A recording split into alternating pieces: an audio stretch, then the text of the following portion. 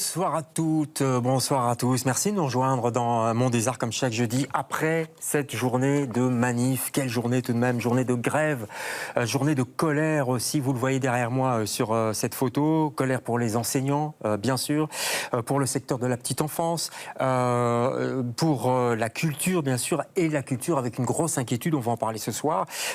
Et si c'était la fin des centres culturels, la fin de la culture de proximité pour tous et toutes. La question peut paraître exagérée, hein, si je la dis comme ça, mais elle l'est à peine, surtout quand on constate l'acharnement du politique sur ce secteur de la culture qui est déjà fragile à la base, et tous les niveaux de pouvoir s'y mettent. Suppression des contrats ACS, enfin 2 contrats ACS par la région bruxelloise et 2 contrats APE pour la région wallonne, indexation gelée, moyens structurels freinés, et comme si ce n'était pas suffisant pour le Brass à Forêt, on va en parler, une reconnaissance de diffusion des arts de la scène purement et simplement retirée par la Fédération Wallonie-Bruxelles. Notons au passage que toutes ces décisions sont prises sans aucune concertation avec le secteur. Alors ce matin, mes invités étaient dans la rue pour dénoncer ces mesures d'austérité sans précédent. Inquiets, oui, mais plus que jamais, j'ai l'impression, on va le voir ce soir, déterminés à sauver leur formidable outil aujourd'hui bafoué. On va essayer d'y voir plus clair tout de même. Hein. Frédéric, bonsoir.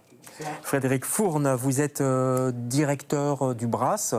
Donc le Brass, c'est le résumé de... C'était une brasserie en fait, c'était à Forêt. C'était une ancienne brasserie, donc c'est le bâtiment le plus ancien de la brasserie Willemanskoppens à Forêt. D'accord, qui est le centre culturel de Forêt. En face de vous, Patricia Santoro. Bonsoir Patricia. Bonsoir. On s'est déjà vu dans d'autres émissions. Vous êtes la directrice de l'ACC. L'ACC, c'est tous les centres culturels, c'est ça? Oui, c'est l'association des centres culturels. Donc on réunit les 122 centres culturels qui sont reconnus et subventionnés par la Fédération Wallonie-Bruxelles. Donc on est côté francophone de la Belgique avec Bruxelles, bien entendu. Lucie est avec nous. Bonsoir Lucie. Bonsoir. Vous venez du nord de Bruxelles, Archipel 19. Je me suis toujours demandé pourquoi on disait Archipel d'ailleurs à Berchem. Ça vient Archipel 19, c'est le centre culturel de Berchem-Saint-Agde. Berchem, oui. Et Koekelberg, on est sur les 2 communes. Mais pourquoi on dit Archipel? Archipel, c'est comme une espèce d'ensemble d'îles qui sont issues du même terreau. D'accord, Archipel. Et 19 comme le tram qui reliait les 2 communes à l'époque. Ah, voilà. Voilà, j'ai compris. On aura appris au moins quelque chose aujourd'hui. J'espère qu'on va apprendre d'autres choses. Sandrine Médevon, bonsoir. Bonsoir. Jacques Franck, Saint-Gilles. Voilà, on est passé du nord au sud. Bah oui, on est plus dans le sud. Figure de Saint-Gilles également. Merci à tous les 4 d'être là. On va parler de tout ça. Tout d'abord, comment ça a été cette journée? Vous étiez à la manif. Vous vous avez dit, j'ai reconnu la grenouille. Oui. Vous l'avez vu cette grenouille? Oui, tout à fait, je l'ai reconnue cette grenouille. C'était une belle manif, il y avait beaucoup de monde, il y avait du soleil, il y avait une belle énergie. Les étudiants d'école d'art qui mettaient une certaine ambiance. Ouais. C'est quoi une belle manif? C'est quand l'ambiance est quand même relativement, on va dire, souriante, Sandrine, malgré tout? Et puis créative. Je pense que tous ces étudiants et toutes les générations mélangées défilaient pour revendiquer tout simplement le droit de continuer à exister. Ouais. Est-ce que la culture était présente Patricia? Alors oui, effectivement, il y avait ce qu'on appelle le bloc culture, donc ça réunit pas mal de sous-secteurs différents. Ouais, il y a le centre culturel, mais il y a aussi les théâtres, danse, musique, etc. C'est ça, mais aussi les secteurs de la jeunesse qui œuvrent aussi au niveau culturel, les centres d'expression et de créativité. Enfin voilà, il y a vraiment, on était tous réunis, on va dire, dans un même endroit dans le cortège. Ouais, pour faire bloc, essayer de faire bloc. Essayer de se faire entendre, parce que c'est ça la question en ce moment, c'est de se faire entendre.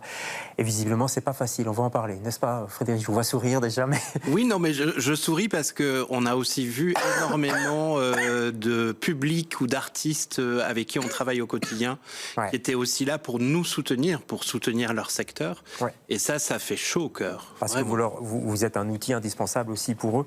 Et pour les publics, notamment le public qui nous regarde, parce que faut le rappeler quand même, Sandrine, les centres culturels, c'est des lieux et on va en parler dans l'émission, mais c'est des lieux de culture de proximité, c'est-à-dire pour tous et pour toutes, quoi. C'est ça qui reste, c'est votre ADN en fait. Hein. Oui, que chaque personne puisse entrer dans nos lieux et puisse s'exprimer, puisse trouver un outil à leur disposition et puisse créer ensemble avec des habitants, voilà. avec des artistes. Et dans plusieurs disciplines, ce qui n'est pas le cas par exemple des théâtres classiques, etc. C'est ça qui fait un peu la différence, Lucie? Oui, tout à fait. On est vraiment pluridisciplinaire. On part des besoins des habitants, des besoins du territoire. Et ensuite, on compose avec ce qui est là. Donc ça peut être aussi bien du théâtre, de la musique, des ateliers créatifs, des documentaires. Pour les enfants, pour les personnes âgées, il y a de, pour tout le monde. Il y a de tout. C'était la grève. Il y avait une grève aujourd'hui. Est-ce que vous étiez en grève, les directeurs de centre là? Vous, oui. Hein? Oui, on est en grève, même si on est là. Oui, on est en grève là-bas à Forêt, quoi. On est mobilisé avec les équipes et effectivement, nous, le bras s'était fermé symboliquement, mais c'est le cas depuis tous les mouvements, sociaux. Donc on est aussi solidaire de l'ensemble du mouvement social en cours. Ouais. Grève aussi, Alors nous, on n'était pas fermés, mais on était plusieurs de l'équipe à être dans la manif aujourd'hui. Ouais, d'accord. Et grève chez vous? Alors nous, on était fermés, on ouvre ce soir, mais on était fermés toute la journée. Ça a quoi comme conséquence, je dirais, bêtement financière, enfin, de fermer une journée comme ça? D'abord, ça nécessite de se réorganiser, de permettre aux activités de tenir malgré tout, pour ne pas pénaliser les personnes qui étaient censées être chez nous, et ça s'est décidé de longue date, donc c'est leur permettre quand même de pouvoir travailler, mais en changeant des horaires, en travaillant plus tôt, en ayant fini plus tard hier soir, en travaillant différemment aujourd'hui. C'est une réorganisation, une solidarité au sein de l'équipe. Ouais. Il y a eu beaucoup de Wallons et Wallonnes qui sont montés à la capitale aujourd'hui? Alors, je les ai peut-être pas toutes et tous identifiés. Un Wallon, J'en ai vu quelques-uns, mais n'hésitez pas tous là aujourd'hui, effectivement. Mais il y a eu des fermetures dans les centres culturels, vous ne savez pas? Alors, pas que je sache, mais c'est vrai que comme les mouvements de mobilisation se sont un peu succédés ces derniers mois, je pense que tout le monde fait un peu comme il peut aussi en fonction du public qui est quand même présent. Et je pense qu'il y a une solidarité, mais voilà, parfois ils vont aller à l'une et pas à l'autre. Oui. Voilà, et puis il faut signaler aussi la solidarité de plusieurs théâtres aussi qui sont derrière vous, notamment j'ai vu l'atelier 140. Oui, 140, l'atelier 210, les Brigitines. Oui, le 140, l'atelier 210. Les Brigitines, des membres du Théâtre National étaient là. Enfin, ça fait chaud au cœur, ça. On sent une solidarité vraiment des grandes maisons, et ça fait plaisir. Léal de Scarbeck aussi, j'ai vu. Léal de Scarbeck, bien sûr, oui. Ça fait chaud au cœur quand même. Oui, nous on voit depuis qu'on a annoncé les attaques qui on va en parler, sont en cours, un énorme soutien et du public et de nos partenaires. On va parler de ce qui se passe pour vous, parce que c'est ça quand même c'est ça le problème en ce moment. On voit le beau bâtiment, c'est une belle photo d'ailleurs du Brass qui est derrière vous. On va parler des coupes dans les aides à l'emploi. Avant ça, vous avez parlé dans une interview, je sais plus où, parce que vous avez donné plein d'interviews. Hein, oui, c'est vrai, là. Le roi de la semaine. Hein. Étonné. Vous parlez de déni de démocratie sociale. C'est fort ça quand même. Oui, c'est fort, mais pour moi, c'est vraiment le fait d'être en réunion d'équipe ce mercredi passé et de recevoir un courrier recommandé qui nous annonce la suppression d'un de nos ACS. Pour moi, c'est purement et simplement un déni démocratique. Surtout qu'une semaine avant, nous avions reçu par courrier également de la part de la ministre de la Fédération Wallonie-Bruxelles la suppression de notre reconnaissance en art de la scène. Ça veut dire quoi? Ça veut dire qu'on ne vous téléphone pas, qu'on vous envoie un courrier? C'est purement administratif comme ça? Pour l'ACS, oui. Je vais être tout à fait honnête au niveau de la Fédération. Nous avions eu des échanges de courriers précédemment, mais nous pensions qu'en donnant des précisions au service et à la ministre, nous allions recevoir un appel avant de recevoir sa décision de supprimer cette reconnaissance et de nous inciter à la demander dans le cadre du futur contrat programme. Ouais, on va en parler. C'est toujours comme ça que ça se passe? C'est toujours des notifications administratives quand on a ce genre de choses?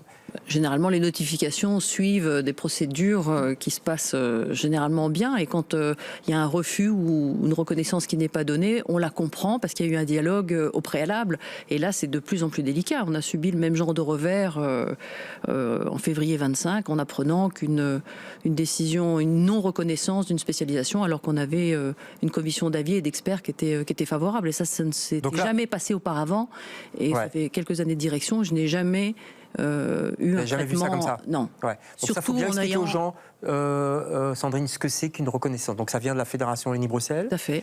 En quoi c'est important?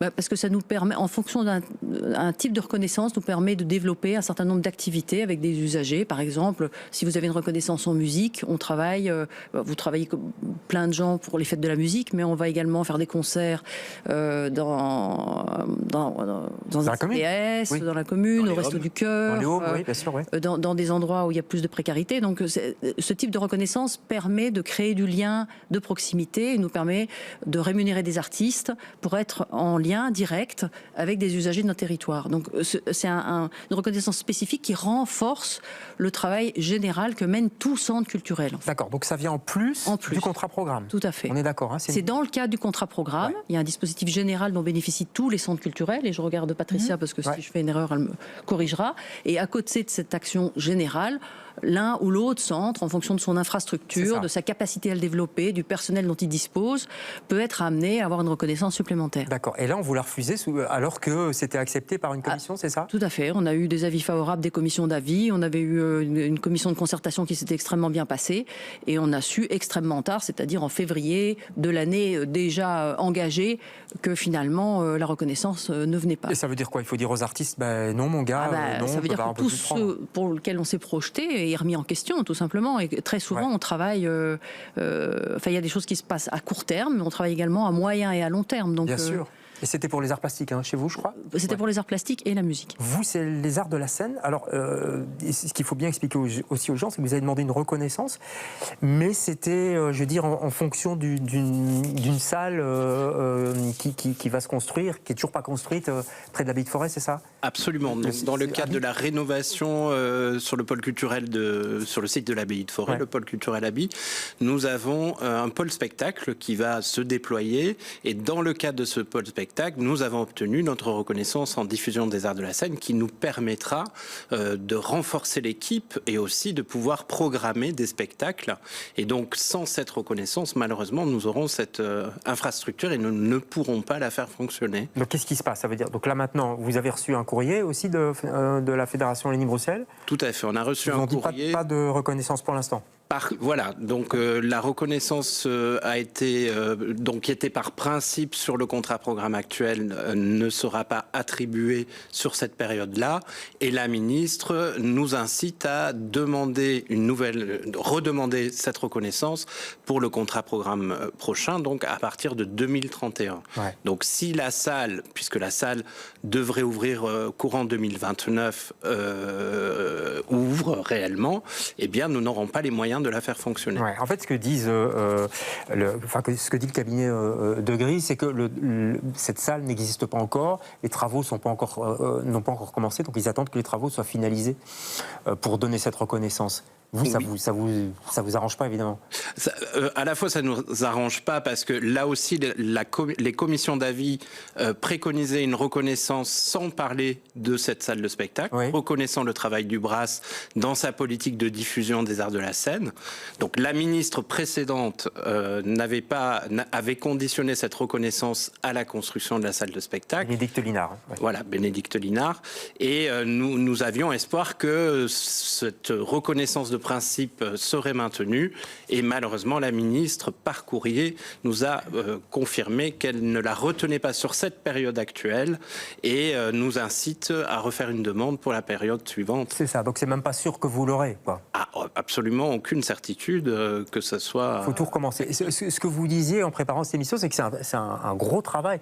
Est-ce que ça fait partie de la vie des centres culturels, évidemment, de préparer ces dossiers, mais c'est quand même conséquent, quoi. C'est du travail pour les directeurs et directrices. En fait, oui, parce que c'est un travail qui a surtout émergé depuis le décret de 2013, parce qu'avant ça, la procédure était complètement différente. Ouais. Mais depuis 2013, on demande aux centres culturels de faire vraiment un travail d'analyse de leur territoire, donc d'aller à la rencontre des citoyens et du tissu associatif, de partir vraiment des besoins pour construire un plan d'action sur 5 ans. Et c'est un travail à part entière, en fait. Et donc, on constate aujourd'hui que, d'une part, c'est un travail qui, parfois, se fait au détriment d'actions concrètes sur le terrain. Oui, quand on fait ça, on fait pas autre chose, quoi. Exactement. Ouais. Mais si, en plus, le temps qui est consacré n'est pas... on n'en tient pas compte, ça perd encore plus de son sens. Donc, c'est un des combats, je pense, que le secteur mène aussi maintenant depuis quelques années, c'est le fait de réduire la charge administrative liée à ces dossiers-là. Et ça, c'est possible, vous avez bon espoir? L'espoir fait vivre. Non, mais blague à part, en période de crise financière, on peut se dire que c'est justement des leviers sur lesquels on peut peut-être plus facilement avoir de l'emprise. Donc, nous, on a quand même bon espoir, effectivement, qu'on puisse être entendu là-dessus, à défaut de financer correctement le secteur. Ouais. Allez, on va garder espoir. Une reconnaissance, vous avez fait une demande ou pas ou... Alors nous, comme reconnaissance complémentaire à l'action culturelle générale, on a le cirque. Oui, c'est on vrai. a l'intensification, donc c'est les projets qu'on mène en collaboration avec nos collègues de JET et Gensoren. Donc là, c'est bon, vous l'avez. On l'a. On n'a pas eu d'augmentation des moyens disponibles, mais on a gardé les reconnaissances et on l'avait déjà. Oui, parce que quand on dit reconnaissance, c'est pas juste sur le papier, j'allais dire, c'est de la monnaie, quoi. Tout à fait. C'est concret. Oui. C'est quoi? Ça équivaut à combien, plus ou moins? À nous aussi, on avait donc les arts de la scène, c'est 133 000 € par an, donc c'est vraiment conséquent et de ne pas les avoir, ça change tout. Ah bah oui. Surtout qu'il n'y a pas que ça comme problème. Et chez vous non plus. Je voudrais parce qu'on parle de double peine pour le Brass. Clairement. Et pas que pour le Brass. J'ai une pensée aussi pour la vénerie à Watermal-Boisfort. Ils ont perdu un ACS, article 20. C'est ça. Est-ce qu'on peut expliquer article 20 par rapport à article 21? Je ne sais pas qui veut sourcer cette explication. Il y a une petite nuance quand même. Hein. La petite nuance, elle est pas négligeable. Et d'ailleurs, c'est pour ça qu'on est inquiet pour la suite. C'est que les articles 20, on a une prime annuelle de 5 000 € de la part d'Actiris. Ouais. Donc là, il faut bien comprendre. C'est plus la Fédération Wallonie-Bruxelles, c'est la région. Là, on est à la région. On est en lien entre le ministre de l'Emploi, dont c'est la compétence, et qui a les prérogatives sur ces emplois aidés. Et donc, les articles 20, c'est des primes de 5 000 € annuelles. Mais grâce à cette prime, on peut aussi avoir des exonérations des charges patronales et de l'ONSS. Donc, tout, par exemple, 24 000 € pour nous, par exemple. Voilà. Donc là, vous venez d'apprendre...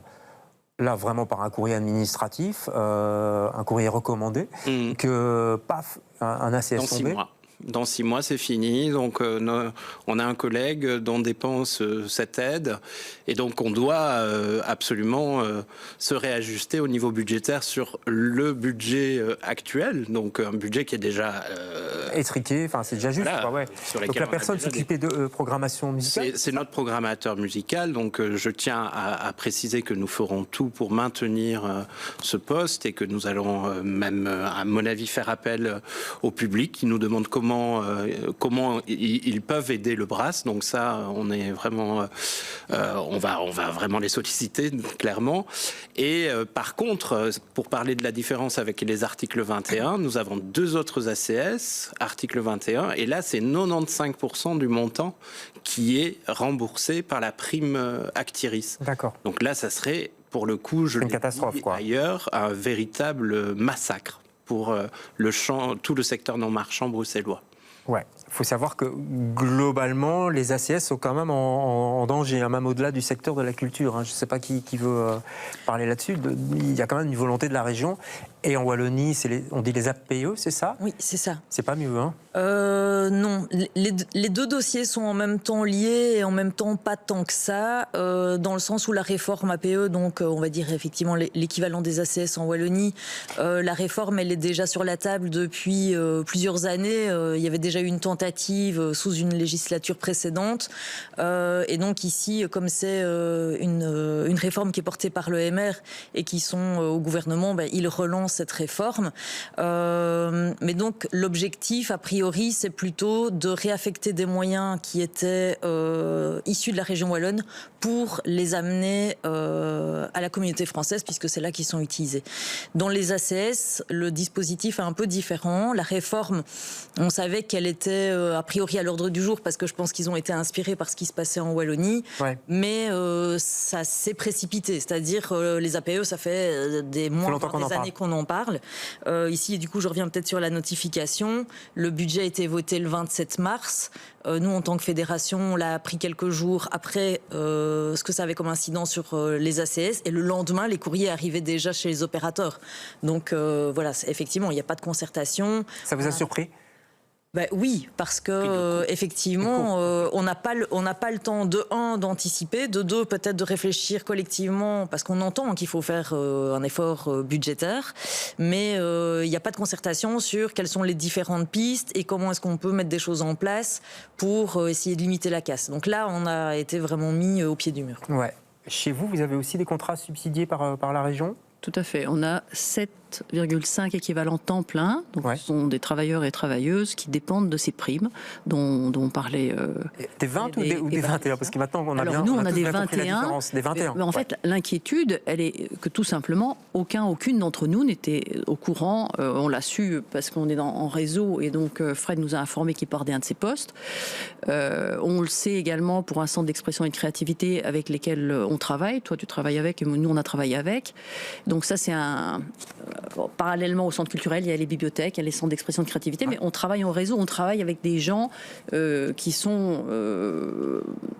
avec des bénéficiaires qui sont sur les mêmes territoires, avec des ASBL différentes, et donc chacune de ces ASBL peuvent bénéficier de soutien à l'emploi. Et donc ces primes, s'ils ont sabré, pour le dire très clairement, pour les articles 20, on se dit mais que va-t-il se passer pour les articles 21 ? Chez nous, c'est le tiers de la masse salariale, donc ce serait une catastrophe. C'est pour quel poste chez vous, par exemple ? Nous, il y a de tout. Alors il faut savoir aussi que c'est une incitation, un levier pour retrouver de l'emploi. Donc sur ces 8 personnes, il y a une personne qui a un niveau primaire, il y en a 3 autres qui ont un niveau de secondaire inférieur, une personne qui a un niveau CESS, donc on est quand même sur beaucoup de gens qui ont un niveau d'études et qui sont sortis de l'école assez tôt.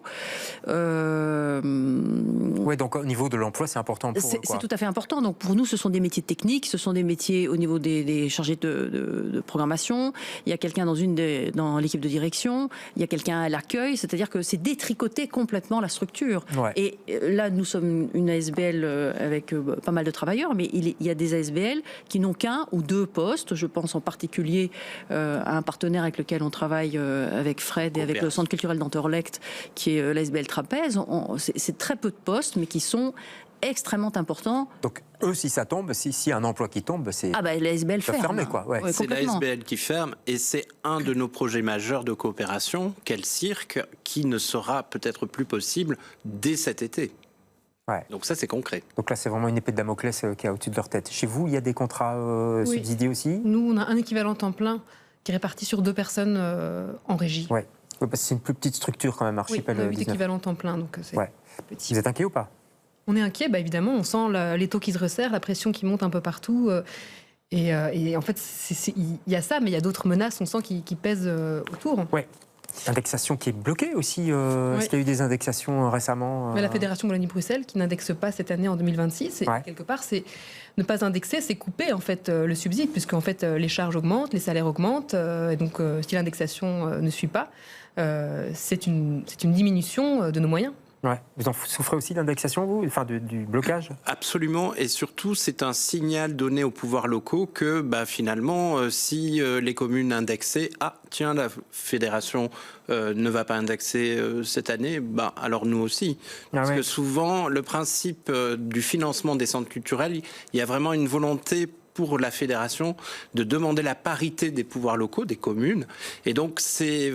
Pour nous, la fédération est un moyen aussi de convaincre nos partenaires locaux de pouvoir s'engager dans le financement des centres. Je voudrais qu'on parle des communes, justement, parce qu'on parle de proximité, etc. Vous êtes ancrés dans les communes, vous avez des CA aussi. Quel est leur pouvoir de décision par rapport, justement, à cette question d'ACS ? Est-ce qu'ils ont quelque chose à dire ? Je ne sais pas, moi, la commune de Forêt. Alors, la commune nous soutient ardemment. Et au-delà du soutien, nous faisons. Oui, elle vous soutient. Après, elle intervient aussi à des niveaux régionaux aussi, et à des niveaux politiques.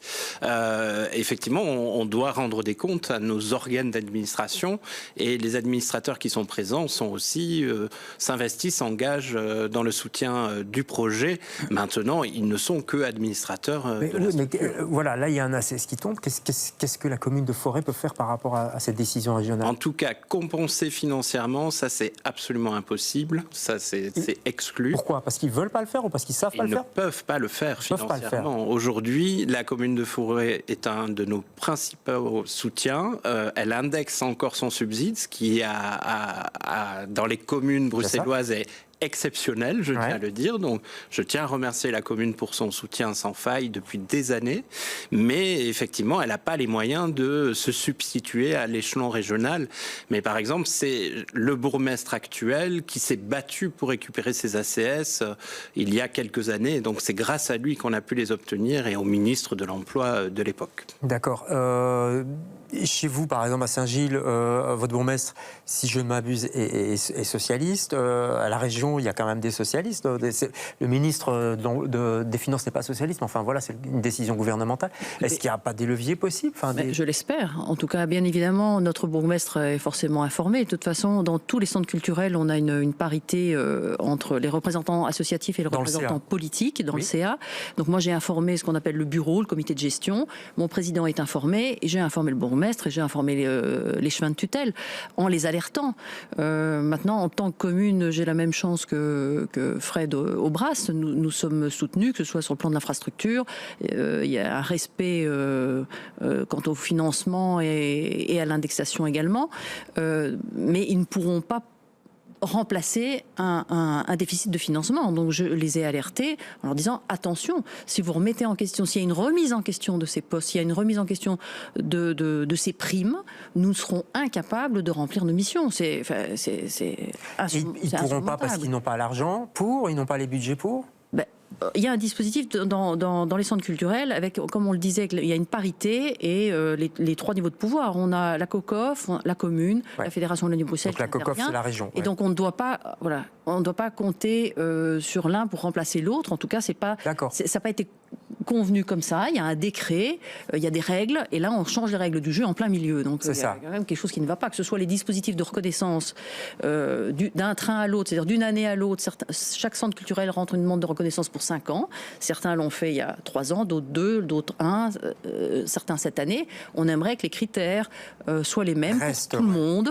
C'est pas parce que ça change de ministre aussi très clairement, c'est ce qui s'est passé en tout cas chez nous. J'aurais rentré le dossier 1 an avant, mais ce n'est pas le cas, puisqu'on est, quand on est dans un financement, on est parti pour 5 ans. Donc on ne décide pas de la date à laquelle on va rentrer le dossier. Moi, très clairement... On a l'impression que les choix politiques ne sont jamais très loin de la viabilité des centres culturels. Vous ressentez ça en tant qu'association ? Vous voyez ce que je veux dire? Pas du tout.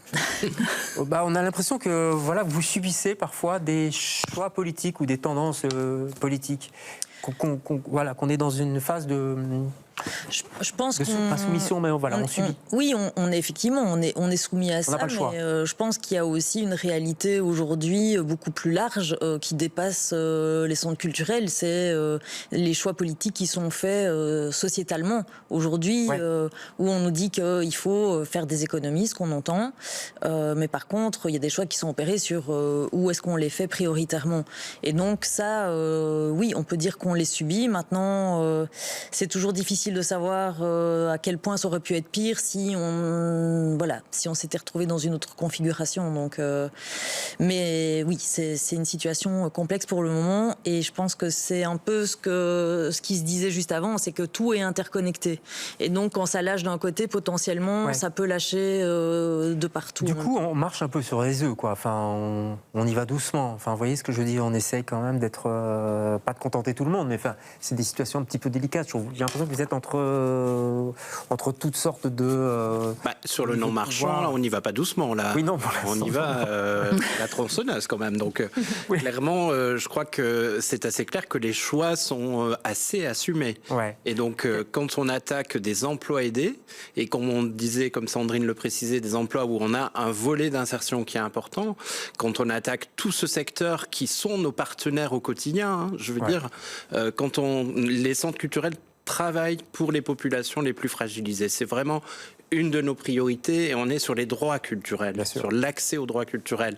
Et quand on voit que tous nos partenaires, les maisons de quartier, les maisons de jeunes, les centres d'alphabétisation, petit à petit se voient à devoir déposer des C4 parce que leurs emplois sont sacrifiés, ben c'est les dommages collatéraux comme on a pu le connaître après la crise Covid, puisqu'il y a eu les effets de la crise Covid, dont on a aussi souffert, impact, et on a souffert, le secteur culturel et associatif. Mais là, on voit aussi les effets collatéraux de toutes ces attaques qui sont profondément ciblées sur le secteur non marchand. Vous l'avez senti dans la manif, il y a une espèce de resserrement quand même dans les réactions. Dans la réaction et dans la solidarité, dont moi je garde énormément d'espoir aussi sur notre capacité à nous organiser, à nous soulever vraiment contre ces décisions, et surtout pour la suite, parce que là, les décisions arrivent, elles ne se font pas avec concertation, donc je crois que les citoyens, les citoyennes peuvent se poser des questions sur des représentants qui ont été élus démocratiquement, mais qui, une fois élus, ne proposent pas des dispositifs de discussion, de négociation. Nous sommes tout à fait conscients des difficultés financières et nous sommes prêts à pouvoir discuter, travailler sur des plans progressifs qui nous permettent aussi de pouvoir nous organiser, parce que derrière, c'est des emplois, c'est des êtres humains à qui on pourrait annoncer que ça s'arrête. On ne va pas le faire parce qu'on est conscient que ça ne doit pas se passer comme ça. Sans compter que les recrutements sont gelés, j'imagine. Enfin, c'est compliqué de recruter maintenant. Non, je ne sais pas. On recrute quand un poste est ouvert. Oui, des nouveaux recrutements.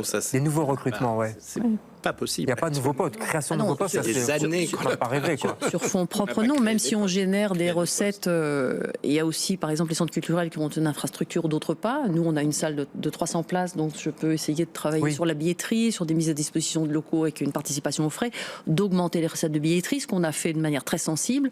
Mais ça nous permet tout juste de compenser en fait l'augmentation des frais de fonctionnement, non pas de pouvoir investir dans de nouvelles activités. Donc, même si on bénéficie d'un environnement favorable, je dirais en tout cas nous au niveau local, on a eu des coalitions différentes, mais tous nos édiles sont conscients de l'outil et soutiennent l'outil et font tout pour qu'il existe. Mais notre marge à nous, nos ajustements sont très faibles en fait. Le public, quand même, est derrière vous, j'ai l'impression, non ? Mais parce que le public est à la fois. Il y a un attachement acteur. quand même pour les centres culturels. Il est acteur parce qu'il participe, il investit les lieux, le public investit les lieux à tour de rôle. Il y a des gens qui viennent, qui disent on aimerait organiser tel événement, on est au service de l'événement, on n'est pas dans une logique uniquement verticale et descendante. Comme on co-construit, les gens sont attentifs à leur outil. Et donc, il y a un soutien et on le voit d'ailleurs sur les réseaux sociaux. Là, depuis la nouvelle du Brass, on a mis ça en ligne à plusieurs et il y a une forte mobilisation. C'est peut-être le fait aussi que les centres culturels, ils sont dans les quartiers. Je pense au Brass, je pense à chez vous aussi. Là, vous êtes au cœur près du parvis de Saint-Gilles. Enfin, il y a une volonté aussi d'être hyper accessible. Et c'est peut-être ça qui fait cet engouement aussi. Vous faites partie de la famille, quoi. Nous, on est vraiment le point d'accès à la culture le plus local, en fait. Oui. En plus, il y a peut-être moins, chez vous, il y a moins de cinéma, moins de théâtre. C'est vrai qu'il n'y a pas vraiment de théâtre, quelques musées, mais c'est quand même assez pauvre au niveau culturel. Et donc, les centres culturels font ce travail-là d'aller amener la culture un peu partout. Et on est aussi des maisons, en fait. Des maisons où les gens peuvent venir proposer des projets, se greffer à quelque chose qui existe. On est là pour accompagner aussi les dynamiques citoyennes. Et donc, en effet, les gens se sentent comme à la maison, au fond. Dans les centres culturels. On a ça aussi en Wallonie, ce côté un peu famille, quoi, tout simplement. Oui, parce que effectivement, les centres culturels, je pense qu'une de leurs spécificités, on a déjà évoqué la dimension transdisciplinaire, mais il y a aussi cet ancrage citoyen et territorial hyper fort. Et donc, effectivement, en Wallonie, c'est peut-être encore plus visible parce que le territoire est plus étendu et qu'il y a moins d'opérateurs culturels. Oui, il y a moins de concurrence d'opérateurs culturels. Exactement. Et donc, parfois, on est sur des territoires de 30, 40 000 habitants et il y a une seule structure et c'est le centre culturel qui peut accompagner les citoyens dans cette approche-là. Bon, on arrive tout doucement à la fin de cette émission. Qu'est-ce qu'on peut espérer ? Qu'est-ce qu'on peut avoir comme espoir ? Je pense que quand on prend des mauvaises décisions, on peut toujours revenir sur ces décisions. Là, c'est un message il est encore à la ministre temps, et au ministre. Au ministre, donc autant au ministre Hublé que de Grise, il est encore temps de revenir sur ces décisions et de nous concerter, parce que nous sommes tout à fait conscients que des efforts peuvent être faits, mais que l'on puisse en discuter ensemble. Une vraie concertation, plus de papier, de courrier recommandé, etc. On est tous d'accord là-dessus. Et de travailler avec équité aussi. Comment ? De travailler avec équité et de faire des choix équilibrés. Voilà. Ouais. Et puis d'inviter les habitants et les habitantes à se mobiliser. Nous, on a un temps fort sur l'insoumission, là, prochainement. Inviter les gens à se mobiliser quand il y a des injustices. Ouais. Bon, allez, j'en profite. Il nous reste 1 minute. Un temps fort si on veut aller au Brass, un temps fort si on veut aller chez vous, et un temps fort si on veut aller chez vous prochainement. Très vite. Alors moi j'incite vraiment les gens à venir fréquenter nos concerts, puisque c'est sur ça qu'on est attaqué. Donc prochain concert jeudi prochain. Il y a Lisette Lombé bientôt, non ? Il y a Lisette Lombé qui vient, donc c'est une coproduction avec la Maison Poème dans le cadre d'un festival qui s'appelle Autrice. Donc ça vraiment ça va être très fort, très puissant. Donc le meilleur moyen de nous soutenir, c'est de fréquenter notre programmation. Et la programmation elle se trouve sur votre site Archipel 19. Justement ce temps fort Insoumission avec un spectacle Record d'art de David Mendes. Super, avec sa sœur. Il y a de la place pour l'après-midi, la séance de l'après-midi, donc n'hésitez pas à vous inscrire. Magnifique spectacle. Et puis des documentaires, des films de fiction, une conférence littéraire, enfin beaucoup de choses sur l'insoumission. Allez, Archipel 19, si vous êtes dans le nord de Bruxelles. Nord-ouest. Le nord-ouest, pardon. Là où il fait froid, non ? Il ne fait pas plus froid ? Non, pas du tout. Et à Saint-Gilles ? Moi, je travaillerai sur la régularité. On a un cinéma de quartier tous les dimanches, par exemple, et dans des super conditions. Bien sûr. Et voilà, un bon écran. Et des films pour toute la famille aussi. Tout à fait. Et peut-être un petit coup de cœur quelque part ? Oula, oui, c'est dur, hein. Comme ça à chaud, non, je ne saurais pas dire parce qu'en plus nous on regarde pas trop les programmations. Des vous êtes au-dessus. Donc allons dans les centres culturels, pas ça. Qu'on soit en Belgique, qu'on soit en Wallonie ou à Bruxelles, c'est ça qu'on peut dire ? Mais de toute façon, de soutenir la culture et de soutenir la culture subventionnée, je pense que c'est un message fort. Ben oui, merci à tous les 4 en tout cas d'avoir participé à ce débat qui était utile, j'ai l'impression, surtout aujourd'hui, surtout au soir de cette journée importante de manifestation. J'espère que vous aurez été entendus. Nous on se retrouve jeudi prochain pour un autre Monde des Arts. Bonsoir.